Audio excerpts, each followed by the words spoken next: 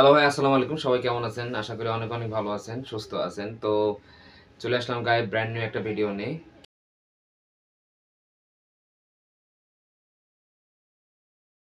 কেমন আছেন? কি অবস্থা?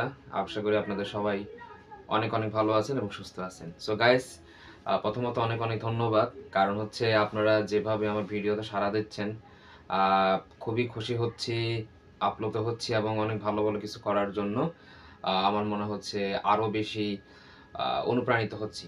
So thank you. যারা ভিডিওতে ভিউ দিচ্ছেন আর সুন্দর সুন্দর কমেন্ট করছেন, সকলকে অনেক অনেক ধন্যবাদ। সো গাইস, আজকে যে বিষয়টা নিয়ে আমি কথা বলতে চাচ্ছি সেটা হচ্ছে সমালোচনা। আহ কয়েক ধরনের চনা আছে, তার ভিতরে একটা হচ্ছে সম-আলোচনা। তো সমালোচনা কিন্তু আসলে খারাপ একটা জিনিস না, কিন্তু আমরা মনে হয় খারাপের দিক দিয়েই বেশি সমালোচনা করি।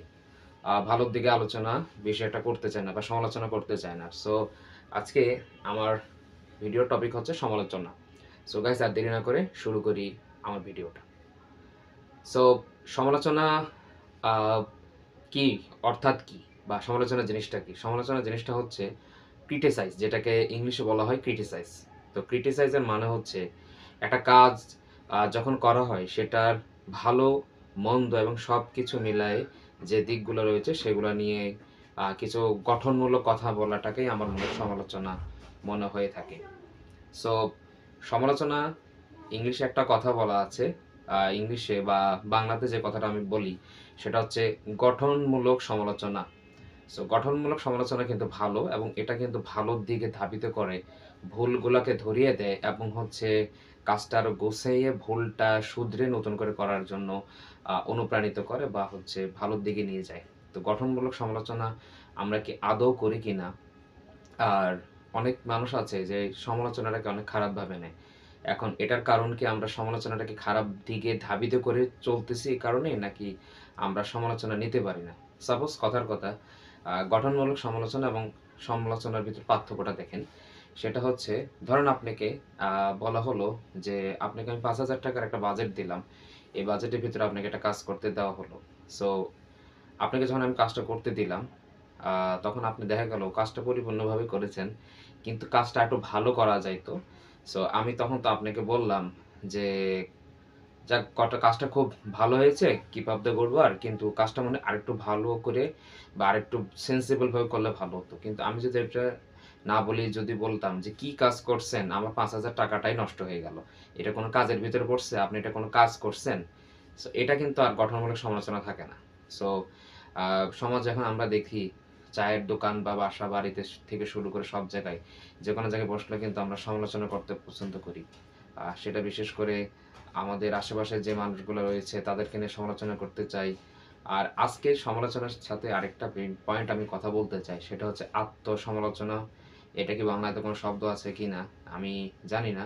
কিন্তু নিজেকে নিজে সমালোচনা করতে হবে যে আসলে আমাকে কেউ দেখে নাই বা আমাকে কেউ কিছু বলতেছে না। কিন্তু আসলে কি আমি মানুষ হিসেবে কি পারফেক্ট কিনা বা আমি কাজটা কি ঠিক করতেছি কিনা? তো আত্মসমালোচনা করাটাও কিন্তু খুব গুরুত্বপূর্ণ। এটা দিন শেষে বা ভিডিও শেষে দিয়ে আমি বললাম। সো আসুন সমালোচনাটা করি, গঠনমূলকভাবে করি। কাজটাকে ভুল ধরিয়ে তো অবশ্যই দিব, কিন্তু তাকে ভালো কাজ করার জন্য অনুপ্রাণিত করব। তাকে মন ছোট করে দেওয়ার জন্য কোনো কিছু করব না। এবং আরেকটা মানুষের সম্মান নষ্ট করলে কিন্তু আপনাকে আল্লাহ কিন্তু সম্মান নষ্ট করবে। এটা কিন্তু আমাকে বুঝতে হবে। আর গঠনমূলক সমালোচনা কিন্তু শুধুমাত্র ব্যক্তি বা নির্দিষ্ট ছোট সার্কেল না, এটা কিন্তু একবার সমাজ থেকে শুরু করে সারা দেশব্যাপী এটার কিন্তু ব্যাপক চর্চাটা দরকার রয়েছে। কারণ হচ্ছে সমালোচনা বা আত্মসমালোচনা বা গঠনমূলক সমালোচনা যদি না থাকে, তাহলে মনে করেন যে একনায়কতন্ত্র বা স্বৈরচারতন্ত্র নিজের ভিতরে বলেন বা পরিবেশের ভিতরে বলেন বা সমাজের ভিতরে তৈরি হয়ে যাবে। যে আমার কাজটা নিয়ে বা আমাদের এই সমাজে কাজটা নিয়ে তো কেউ কোনো কথা বলতেছে না। সো এটা হইতেই থাকুক। সেটা হয়তোবা ভুল হচ্ছে, কিন্তু কেউ হয়তোবা অনেক সময় ভয়ে সেটা নিয়ে গঠনমূলক সমালোচনা করতে পারে না। সো আসুন আ সমালোচনা করি, কিন্তু আমাদের সমালোচনাটা না যেন গঠনমূলক হয়ে থাকে। আর নিশ্চয়ই এই মেসেজটা আমি দিতে চাইলাম। নিশ্চয়ই আপনারা যারা আমার ভিডিওগুলা দেখেন কতটুকু বুঝতে পারছেন। আশা রাখি যতটুকু বোঝানোর চেষ্টা করছি আপনারা বুঝতে পারছেন। তো ভিডিওর এখন এই অংশে আমি যে কথাটা বলতে চাই যে আত্মসমালোচনা। এটা হয়তো বা কোনো শব্দ আছে কিনা বা আমি নিজের থেকে তৈরি করছি কিনা আমি জানি না। নিজের সমালোচনা করাটা কিন্তু খুব ইম্পর্টেন্ট। দুনিয়াতে একমাত্র উপর আল্লাহ ছাড়া বা উপরের সৃষ্টিকর্তা ছাড়া কেউ জানে না আপনি কোন খারাপ কাজটা করছেন। আপনি গোপনে কোন কাজটা করছেন কেউ দেখতে পায় নাই। তো নিজের বিবেকের কাছে কিন্তু আপনি সমালোচনা করা উচিত। যখন আপনি একাকী থাকবেন বা একটা সময় আপনার কাছে মনে হবে যে আমি এই কাজটা কি ঠিক করেছি কিনা বা আমার দ্বারা কি কাজটা ঠিক হচ্ছে কিনা বা আমার দ্বারা কি কোনো ভালো হচ্ছে কিনা নাকি আমার দ্বারা কোনো খারাপ হচ্ছে কিনা। এই জিনিসগুলো কিন্তু আমাদের ভাবার এখন সময় চলে আসছে। আর আত্মসমালোচনা করলে মনে হয় নিজের আম গুণাবলী যেগুলা রয়েছে চারিত্রিকভাবে সেখান থেকে কিন্তু ভালোগুলাকে পরিস্ফুটিত করা যায়, উন্নতি করা যায় এবং খারাপগুলাকে কিন্তু আমার মনে হয় যে ছেঁটে ফেলা চলে যায়। সো আসুন সমালোচনা করি কিন্তু আমাদের সমালোচনাগুলো যেন গঠনমূলক হয়ে থাকে এবং আরেকটা বিষয় সাথে থাকতে হবে সেটা হচ্ছে নিজেদের সমালোচনা যেন আমরা করি যেটাকে আমার মনে হইলে বলা উচিত যে আত্মসমালোচনা যেটাকে বলা হয় সেটা আমরা করা উচিত। আর আমার ভুলভ্রান্তি হলে অবশ্যই কমেন্টে জানিয়ে দেবেন যে কথাটা ভুল হয়েছে বা এই কথার প্রেক্ষিতে এটা হয় না বা এরকম হয় না। সো হয়তোবা আজকের ভিডিওর পরিধি বা আলোচনার অংশটা কিন্তু ছোট ছিল কিন্তু এর ব্যাপকতা অনেক বেশি। যদি আপনি একটু চিন্তা করে দেখেন আশা রাখি আপনি বুঝতে পারবেন। সো গাইস ভিডিওটা এদিকে শেষ করে নিয়ে আসছি। আমার একটা ছোট্ট ইউটিউব চ্যানেল আছে, আমার নাম দিয়ে সার্চ করলে পাবেন এবং আমার প্রোফাইলের ডিসক্রিপশনে কিন্তু চ্যানেলের লিঙ্কটা আছে। আপনারা অবশ্যই সেখানে কিন্তু একটু সাবস্ক্রাইব করে দিবেন, পাশে থাকবেন।